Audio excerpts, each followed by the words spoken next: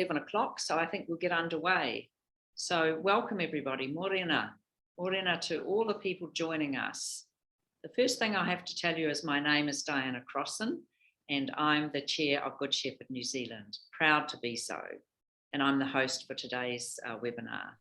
So welcome everybody. And also I need to let you know that this webinar is being recorded. And so you will be able to see it later, but you need to know that it is being recorded.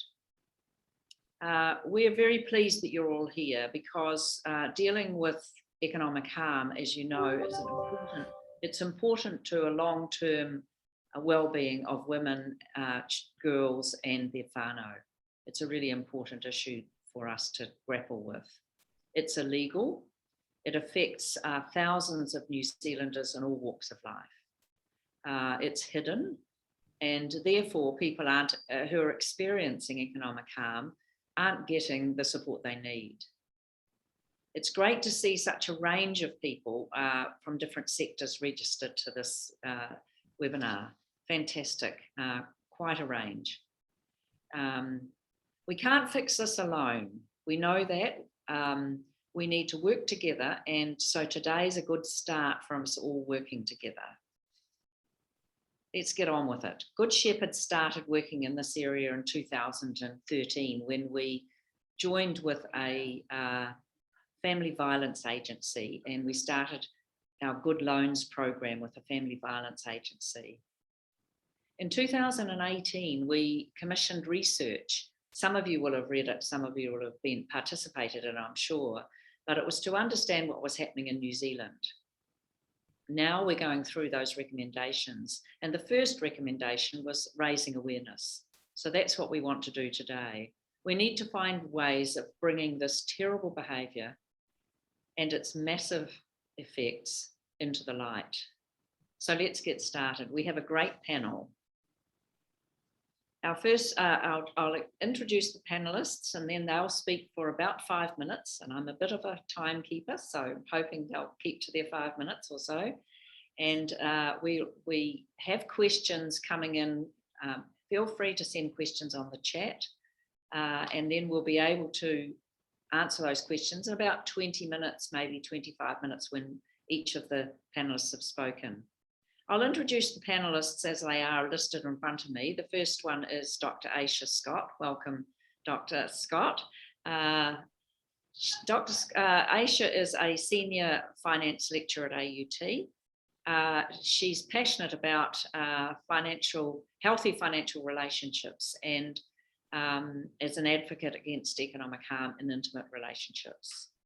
Her research, teaching and professional interests focus on improving the understanding of healthy financial relationships and people's personal financial fitness. So welcome, Ayesha. We move then to Martin King, who's the chair of the New Zealand Bankers Association's Committee on the Vulnerable Working Group. And he's employed as the general manager of the customer assist at BNZ, and that involves supporting people in financial difficulties, people making complaints, and driving for improved customer relationships, especially in vulnerable situations. So welcome, Martin. Next is Jake. You might want to put your hand up so people know who's who. Thank you, Jake. Jake is from FinCap. I'm sure most of you know what FinCap does and who they are, an NGO that has supporting at least 900 financial mentors across the country. Jake is a senior policy advisor, and his work focuses on understanding and pursuing opportunities in the systemic issues, using whānau to face, working with issues where whānau face hardship, particularly financial hardship, Jake. So welcome. And last but not least, of course, is Good Shepherd's own Nicola Eccleton, and Nicola is our Manager of Social Inclusion at Good Shepherd in New Zealand. She was introduced to this whole concept, or the whole issue, the whole horrible issue of economic harm, when she was working at a financial violence agency, Aviva, and supporting Good Shepherd loans to people in awful circumstances. Nicola co-wrote the 2018 research. Some of you will have seen it. It's called Economic Abuse in New Zealand. And she, Nicola, is currently leading Good Shepherd's work in this area. So I'm going to hand over to Nicola, and she's going to present to us for 3 to 5 minutes. My first question, and the one to open, is what is economic harm, Nicola? Thanks very much, Diana. So when we talk about economic harm, we're talking about economic harm in the context of family violence. So it's happening in relationships, and it is defined in the Family Violence Act. So the vast majority of it is happening in intimate partner relationships. So to give you an idea of what this looks like in people's lives, I'm just going to tell you a little bit about June. June was in an abusive marriage. Her husband would spend all his money on drinking, cars, and clothes. He withheld rent money and left June with the bills. After he'd spent his money, he would come after hers. There was physical violence as well, particularly when there was no money. And she told us that she had the biggest beating of her life, over $5. When June wanted to leave, she saved for a year to have enough money for her daughter and her to move away and start again. She left the relationship with thousands of dollars in debt from trying to make ends meet. This is economic harm. It's restricting, controlling access to money and economic resources in relationships. While financial abuse restricts and controls money, access to accounts, credit, etc., we use this umbrella term economic abuse or harm because it includes things like sabotaging employment or opportunities for training and education. Controlling behaviour that makes it almost impossible for people to hold down jobs is one of the key findings in the women's refuge research that went on in about 2017. We use economic harm and economic abuse interchangeably. We like to use harm because we've found that it makes the topic more accessible. It's easier for people to talk about the harm that is being caused or the harmful behaviours than it is to make this big leap from money to abuse. And it aligns with the police language, the police using family harm rather than family violence.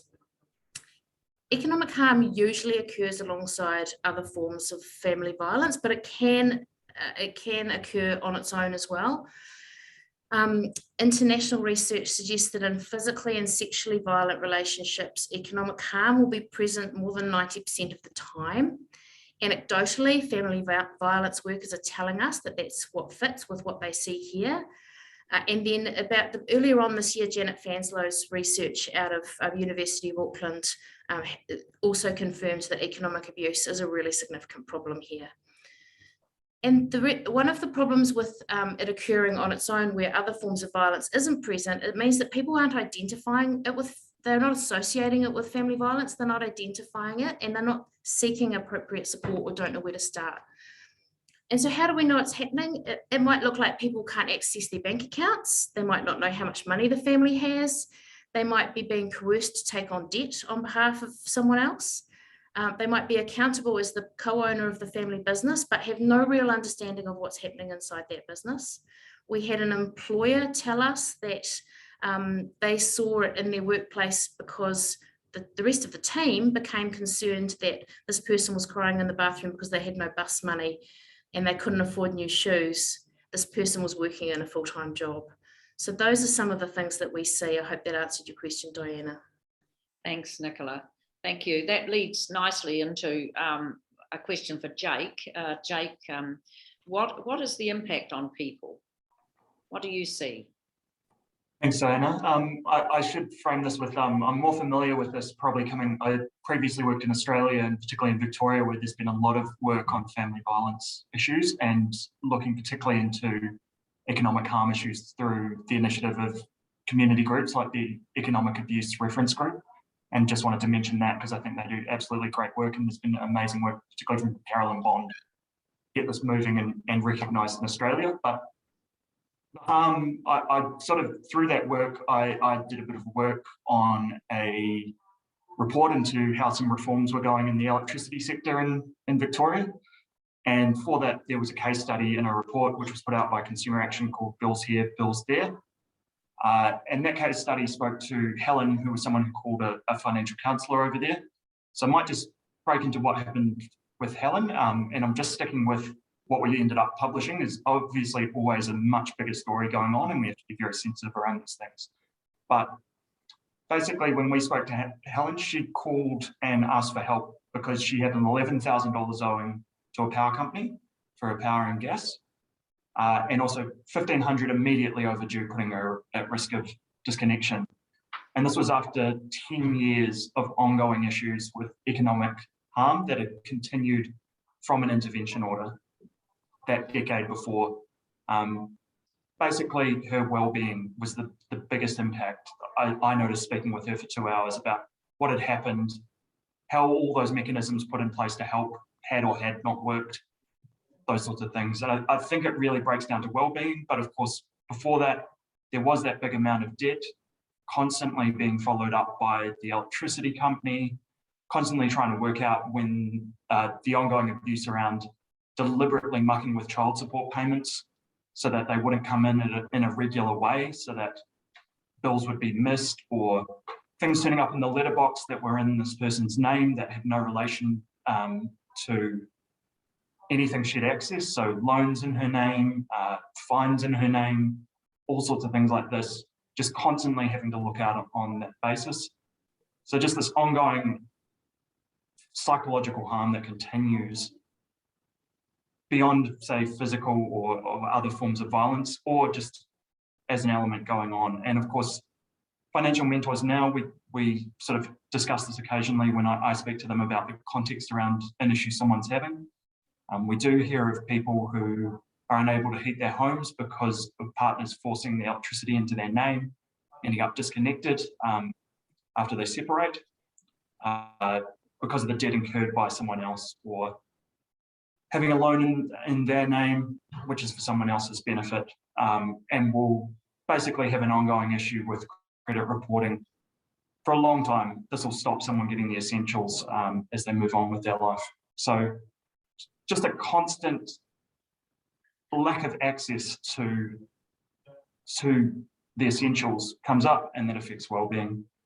And often all of this is quite hidden, but as soon as you scratch below the surface, there's a big story there.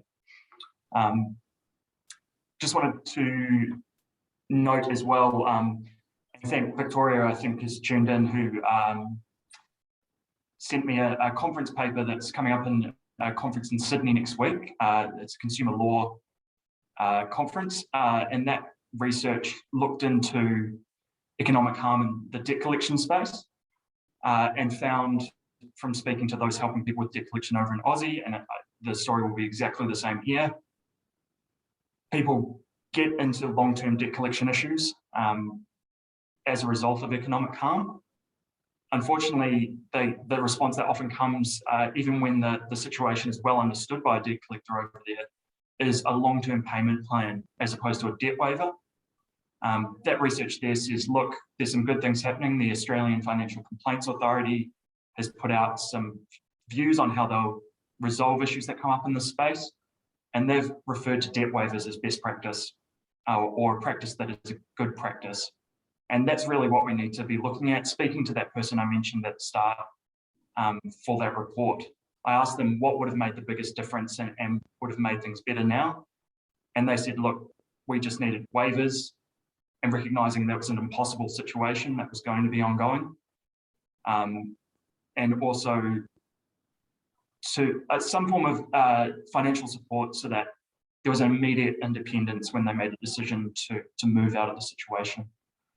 I'd also mention with that one, I thought it was quite important because often people think about these things and think, oh, this is just a problem, say, for people who have other disadvantages in life. But particularly with that case study, these were people from what would be considered very, very well-paying industries. And particularly with that case, she made it clear she was very financially independent before marriage. And now, years on, she's deciding between paying for power or paying for medication for children. That's the ongoing harm. Thank you, Jake. Thank you for that. we'll move now to Ayesha, and I'm going to ask the question of you, Ayesha, is what does the research tell us of why this happens? Why economic harm happens? Well, I think it's complex, but I'm going to sort of try and pick up on some of the things that Nicola's spoken to and that Jake's spoken to as well, and probably preface some of the stuff that Martin will talk about. So we know that economic harm, family harm more generally, predominantly impacts women, and not negating the experiences of men or anyone in a non-heterosexual relationship. We know that violence exists here as well. But the reason that statistically it predominantly impacts women is because these dynamics are tied up in, gender norms and stereotypes and societal expectations around who makes the money, who controls the money. But also it's a little bit more basic than that. In New Zealand, we don't really talk about money particularly well with each other.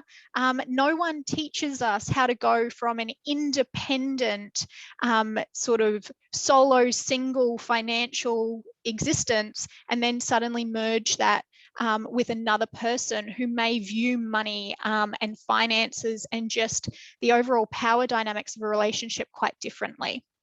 So when we put a lens of family violence onto a relationship, power dynamics play into it, and any sort of stressor, be that external, or just more basic, will exacerbate all those norms and that money taboo. So if we don't know how to talk about these issues with each other in healthy relationships, then obviously it's going to be a lot more fraught for those people who may be experiencing harm in their relationships. And it's going to be really hard for those people to recognize the problem that they may be experiencing and then move on from that, and how to actually seek help and get out of that situation. When we know that when women, and I'll use gendered language, but we know that when women do seek help, that is fraught as well. And that's why days like today and webinars like right now are so important. So understanding that this is an issue that plays out in romantic relationships on a spectrum.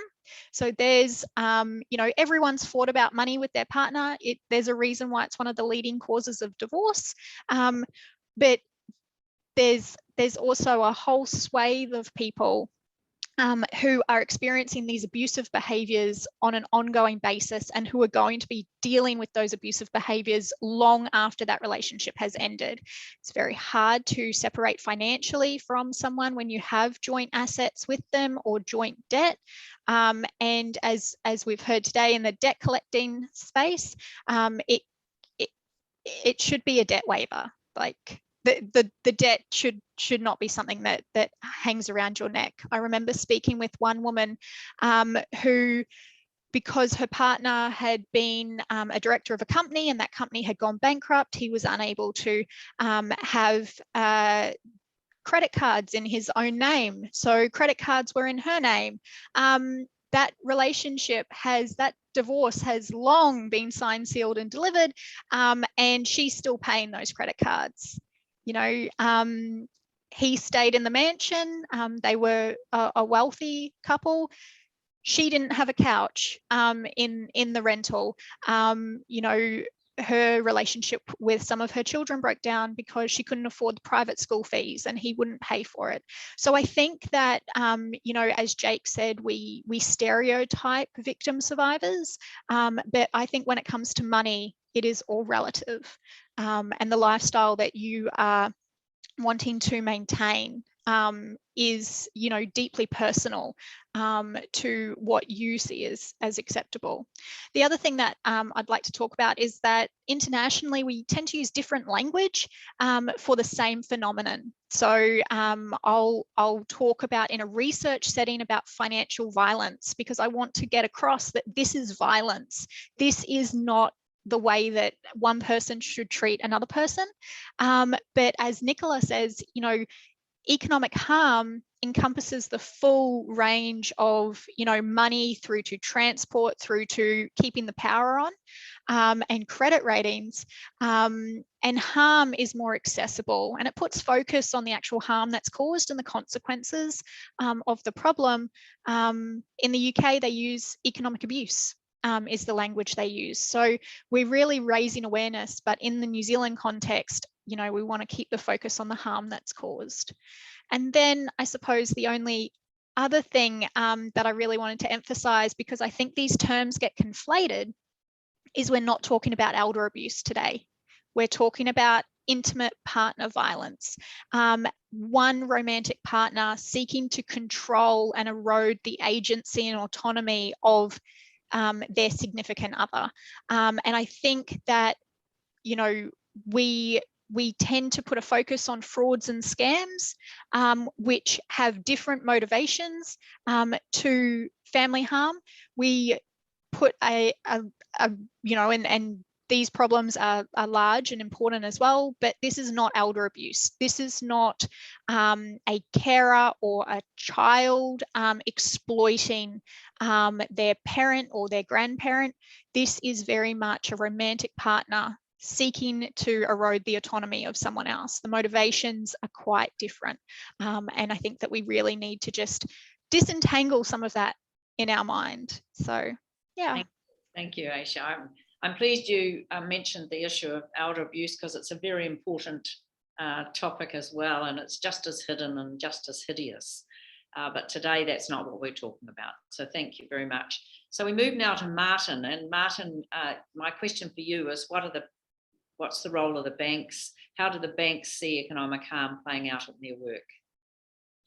Thanks, Diana.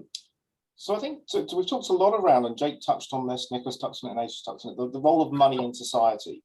So the ability to purchase things, the ability to grow your asset base, to survive in day to day, the big stuff, the small stuff, all the way down from the pint of milk in the morning through to actually, can I pay my rent? The one constant through each of those transactions is a bank. So to operate in society now, you have to have an account to receive income. More often than not, to buy things, there's an expectation that you'll have debit or credit cards, and to purchase big items, again, the banks are there. The banks are also a large part of how do you save for your retirement, and just have an intrinsic link to the issue of living in society. So that is the most important part I would start with, because then if we then break out from that and we talk about then how money is used in unhealthy relationships. I'll probably start with the healthy relationships, because to buy a home, to rent a property, you may actually need to have two people to come together on that. And in a healthy relationship and in a healthy circumstance, it's a really good route to kind of moving on with life and borrowing jointly. So buying your first home together, or maybe buying a car, or considering your savings, your retirement, and Aisha talked about school fees. So again, across the spectrum, two people coming together is again, it's a societal norm. However, what we've not done over years is consider actually when those are unhealthy relationships, and how do they manifest, and how do we as banks both spot it, but also what's our response in addressing it? Because again, historically, we are not good at talking about money. That's a global issue. There are some parts of the world that are great, but again, it is a very private thing. People don't like to talk about what they earn. People don't like to talk about what they spend. So our role as banks in those relationships and in how we support people is about spotting things. But again, our role as a bank is to, I've always kind of put it down to three key parts. We help people move money around, we help people deposit money, and we help lend out money.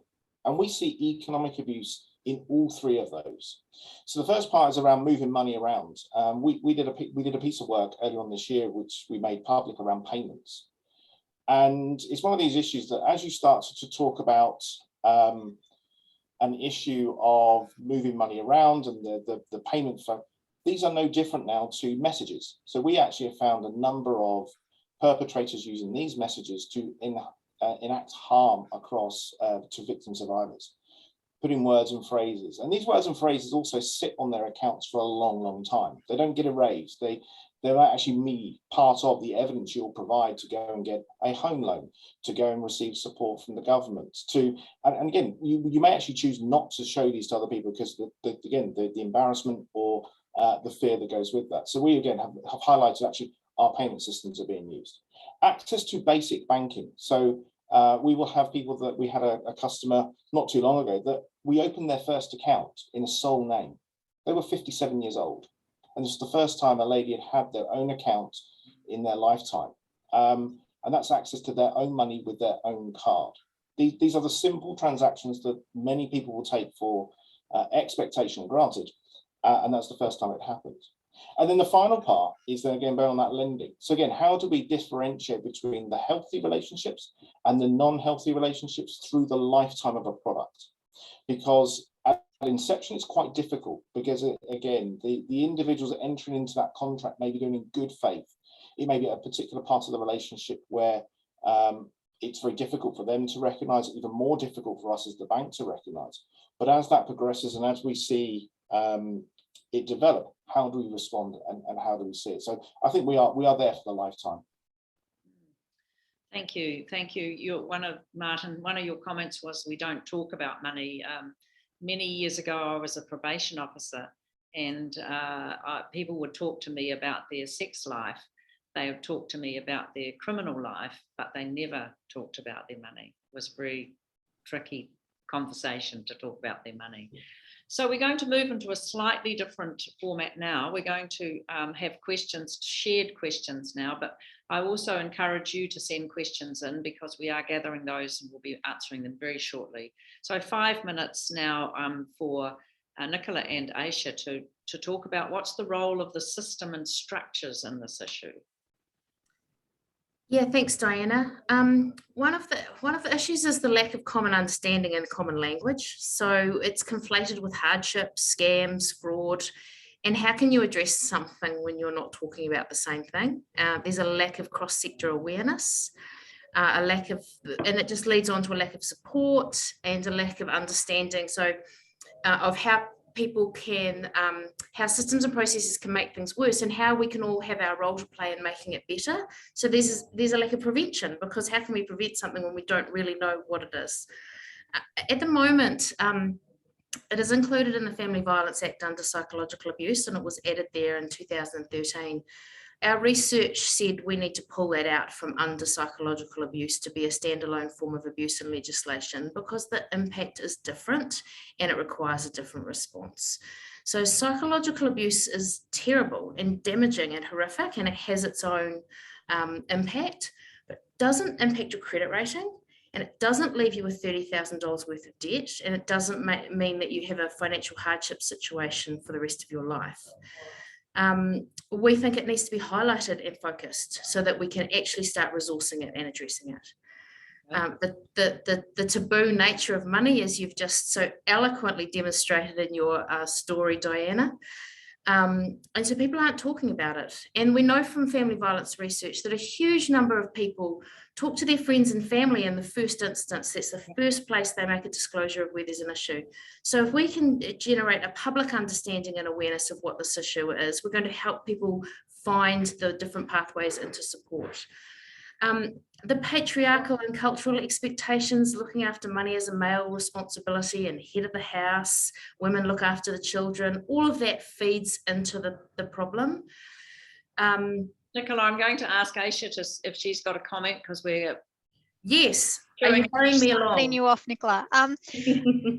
I suppose just the one thing that I would add is that, you know, this issue is gaining momentum. So when I started researching in this area a few years ago, you know, and I met Nicola at one of the focus groups that Good Shepherd were running, and I'm like, oh, excellent, someone else is actually talking about this issue.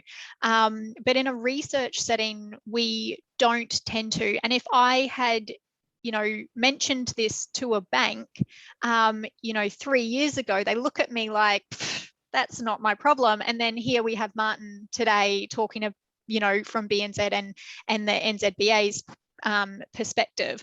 So I think that, you know, we're gaining a lot of momentum, and one place that is really important to gain that momentum is actually our legal system. So basically giving everyone from the frontline police officer who is walking into these situations daily, multiple times per day, right through to the property separation that ends up in the family court. We need to really educate and train and empower everyone to know that actually economic harm is a crime. It is not acceptable. It is family harm, it is family violence, and it has lasting consequences. Now, there are some obstacles that we still need to overcome. Everyone will see that, you know, our family court is perhaps not functioning as well as it could be. And I welcome everyone in that space on the webinar at the moment. And as we seek to improve it, we need to appreciate that actually there's a ton of knowledge in our family lawyers who are dealing with this issue. What they need is to be able to walk into a courtroom where they can actually put forward evidence, as Martin says, of economic harm and of financial abuse, and know that that evidence is actually going to be seen and is going to be heard, and something is actually going to be done about it.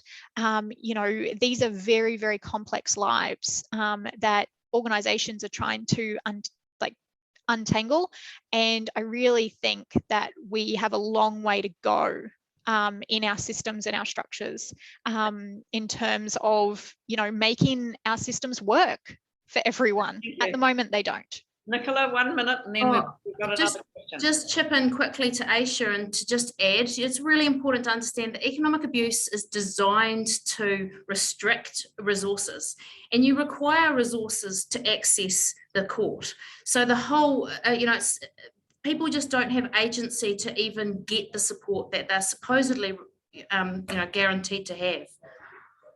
Thank you. Thank you. We could talk about that particular topic, the systems and structures, for the whole hour probably, but we also want to focus on what's happening now. So what sort of things are already happening? And this is a shared one between Jake and Martin. What's already happening? Yeah, do you go first there, Martin? Go for it. I guess I very much want to draw again on that experience while in Australia, working there in the community sector for 5 years and seeing what happened post the Royal Commission into Family Violence in Victoria. There were 227 recommendations that happened there, and they were all accepted by the government at the time. I'm sure commentators over there will have further comments on that. I'm not familiar, and Ayesha probably potentially knows a bit more about that than me, but as a community worker, everyone had their common risk assessment framework training. That was a requirement after that. And that meant we were all aware and were able to constantly identify and raise this issue, particularly within the community sector. But also we had recommendations that affected regulated entities. So like there was recommendation 109, which led to electricity retailers being required to have a family violence policy. And that had to meet minimum standards around training of staff on issues like this, on account security for people, because often there was an issue once this was dug up where perpetrators would use things like companies to find the details of ex-partners, which is very disturbing.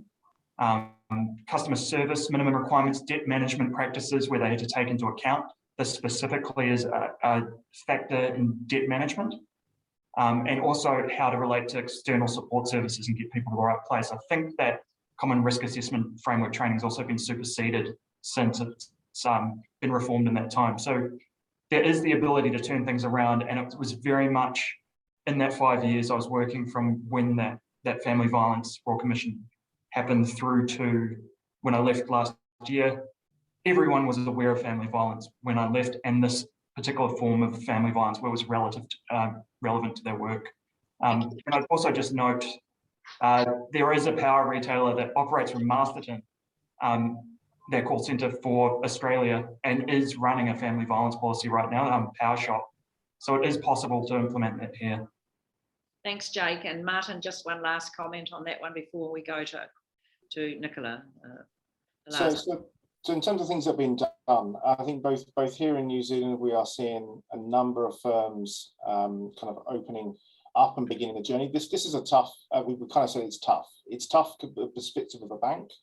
We talk about the joint finances, we have joint contracts. We have the other parts of the system, which both Ayesha and Nicola talked to, are considerations, and we need to work with inside that. I think I'd actually will respond to one of the questions as well, which is about the gold standard response to economic harm being waived. Oh, you're jumping the gun there, Mark. I'm jumping the gun, but I think it actually talks about what we're seeing, yes. Both here in New Zealand and globally, is actually organisations having specialist teams ready to respond. So because actually having a wave of debt is not right. Unfortunately, we would find ourselves in the hot water with our prudential regulators. However, having teams who are trained, teams who have the ability and the agency to also make these decisions, we at BNZ are doing this. We are doing where it's appropriate, where it's the right thing to do. We are stepping in to support people with flexible outcomes for them. It's not a one size fits all, but also we need to make sure that we have teams with which we can refer to. And these are models that have been adopted both in New Zealand, but I could also call out Australia. I would also call out the UK, knowing that banks cannot operate in a silo. We must work with the non-government organisations, and we must work with those organisations on the front line. Thank you, Martin. We have several questions sitting here ready for me to ask, but before we do that, just so that we don't miss this, Nicola is going to answer a question about where do people get support, and where can we find more information. So if you can do it in 3 minutes, you'll be a hero. Okay, thanks, Diana. Look, as a starting point, we do encourage people to talk to Family Violence Agency because, as we've said, the research tells us that there are other forms of violence going on at the same time. And a Family Violence Agency is the other ones who are best placed to unpack that with you and make sure that you're getting the right support that you need. But we do know that there is a bit of a gap, and so one of the things that we're doing at Good Shepherd is we're trialing a response. So, you know, the gold standard, we don't know, but we have someone who has experience as both a financial mentor and in family violence helping us pilot something, and let's work out what that looks like. We do know that we have to work together, as we said. So Martin's team, obviously, he's got a team working in this space. At BNZ, we've also had Westpac and ASB, so we want to hear from these clients. We want to do better by these clients. So let's talk about how we can help them. We also know that people often want to find information themselves and work through things. So we've been developing a bit of an information repository on our website, because even though there might not be lots of specific economic harm responses, the bank can still help, legal can still help, financial mentors can still help, and other support services. The community services that are working in a holistic way, they are often much better placed because they are set up to look at people's complexities over, you know, their lives. So I know that in Christchurch, where I'm based, at Ngā Hauewha, the team out there have got the integrated service response alongside financial mentors. So they are working with the same clients. So they probably are better placed than your average agency to start working through this. And Ayesha and I are really passionate about the education and prevention space. When we don't talk about money, we create this perfect environment for this behaviour to hide. And so talking about how we have financial conversations with our partners is really important. And we start talking about what's normal in a relationship. Then people can start working out what's okay for them, and they can start making their own decisions. So Ayesha and I are working on a toolkit at the moment that's it's being developed and optimized to help people have conversations, and we have to have this work in schools. We've got a client recently who met her partner when she was 15 and left that relationship 17 years later with $30,000 worth of debt. We have to be giving young people the tools that they need to have healthy relationships and to know what is I'm avoiding saying right or wrong or good and bad, because there are none of those things, but what is right for them in their relationship. Thank you, Nicola. Now, we've had a great panel. Thank you very much to all of you. I've got squillions of questions on the table beside me, and we won't get to them all, I think, today, but we will, Good Shepherd will promise to answer some of those questions online. So we'll put up the question and give people an opportunity to see the answer we would have given. So we'll follow that up later. But the first question I'm going to ask everybody is, how can we address how long people are saddled with credit ratings? Community law is currently exploring this with legislators. There's a lack of transparency about how credit ratings are formed. Do you want me to dive in? Thanks, I Mark. think everybody's looking at the bank to say how do you guys view it? So I think this is actually one really interesting question, but not a New Zealand question, because I think this is actually something that's being looked at in a number of different parts of the world. So credit ratings is a bit of a dark art in many parts of the world, but it is literally of information and collection of data. So how do we address cleaning that data? How do we make sure that data reflects what has actually happened? Because there's a number of points around when you're paying a debt, that is good data in some scenarios. When that debt is not paid, that's bad data. And actually how that data is interpreted and presented to those that go and ask it. So I think credit ratings need to be looked at. And this is not just an issue again within economic harm, but across a number of life events. How does a cancer diagnosis reflect on your credit rating versus how does it actually turn up when it's long-term economic abuse? And the issues are actually very, very similar. So that's point number one. And I think that the role of also how financial services firms use that data, and that data is input, again, comes back to system. So the other point I would make is we have a role as banks to be responsible lenders. We also have a bank to be prudential lenders. So we can't not update credit rating information, because that wouldn't be right. That starts to undermine our balance sheets and indeed the balance sheet of the country. So to me, this is not an easy one, but one really, really, really important and does require a system change and an understanding. Thank you, Martin. So my next question's for all of you. Do we know why certain people, probably Ayesha might take this one on to start with. Do we know why certain people inflict economic harm on others? Do any of the panelists see any value in connecting with the perpetrator to make them aware of what they're doing and the impacts of their action? Yeah, so I'll happily speak to this one. No, but I don't think we often don't have a very good individual level understanding of why people do what they do. There are a whole raft of reasons. People are extremely complex and we live in a complex society. And we're trying to balance a lot of different things. However, that said, yes, there is absolutely value in getting perpetrators involved in these conversations. As we've all spoken about, this issue, economic harm, exists on a spectrum. And while there won't necessarily be value in reaching everyone, some people will be disinterested. They won't necessarily be at a place where they can reflect on the negativity and the harmfulness of their behavior. There will be a whole raft of people who simply just don't know how to interact in their relationships in a healthy and constructive way. So picking up on what Nicola said about young people, we know that money attitudes are effectively role modeled to us at home. We know that money attitudes are internalized and sort of set really early on in the piece. Like, this isn't something that you're necessarily starting to think about when you leave home, you know, and becoming financially independent. These are attitudes that you're developing as a very young kid.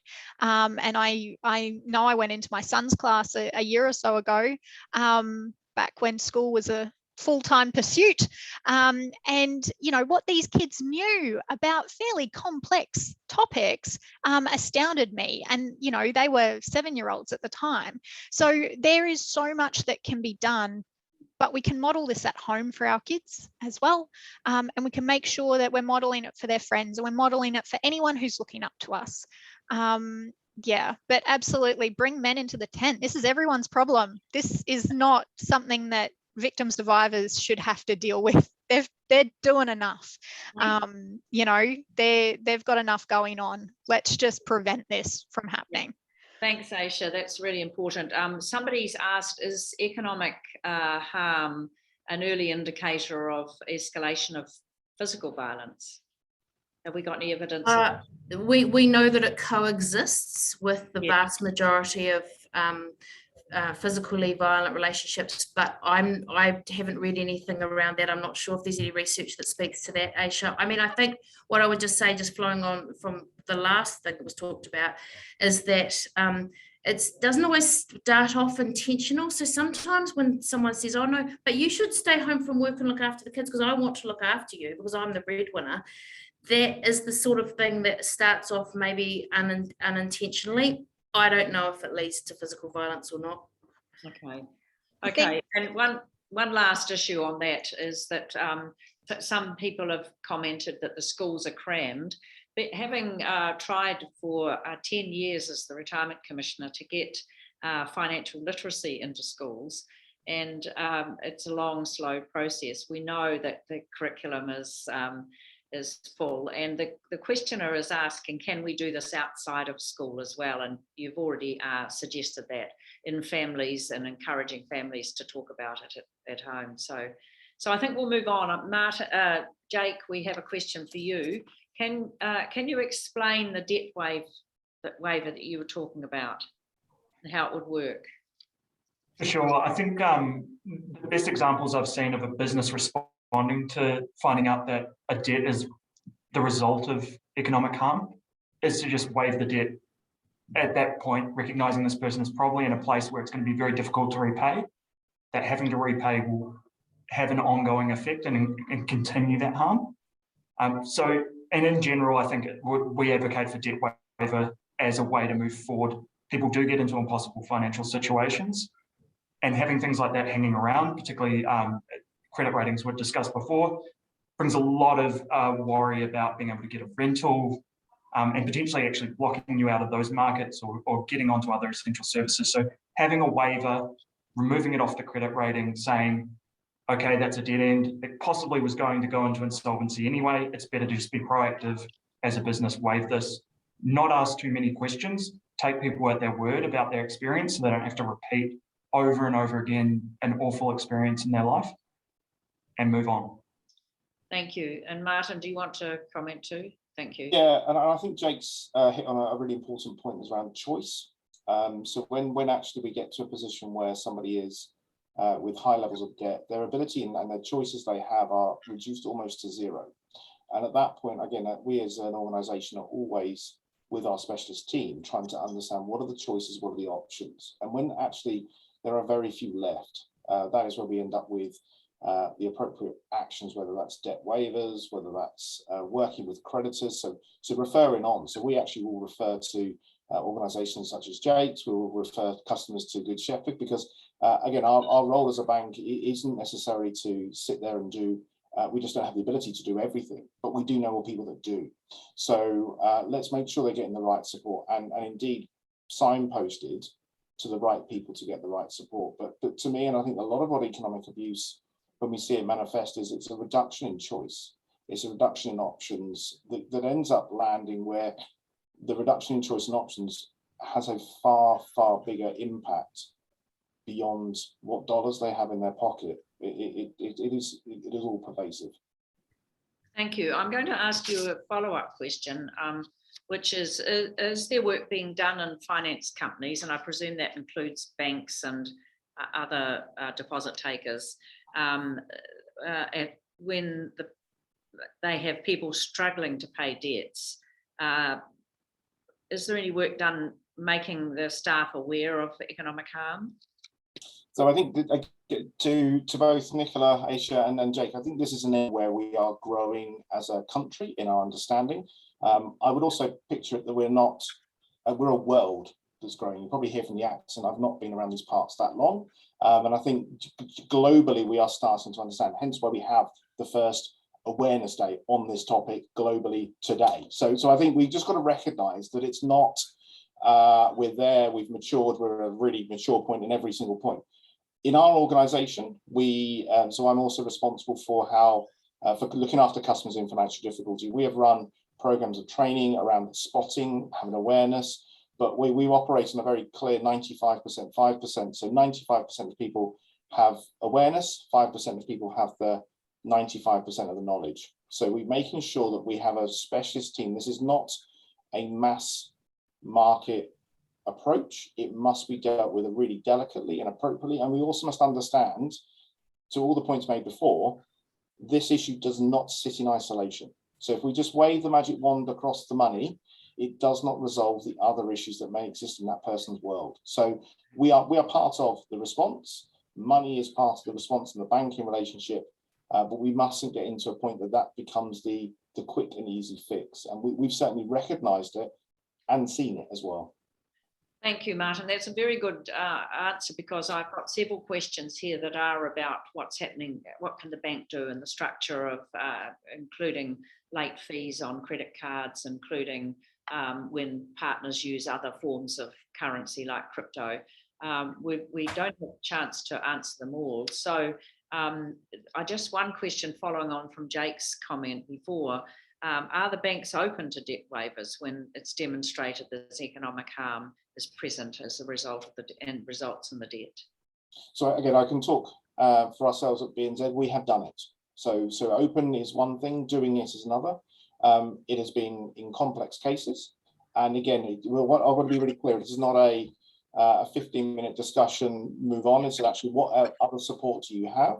What other options do you have? Are you accessing all the support? How can we help? And we've worked with Nicola and the team at Good Shepherd.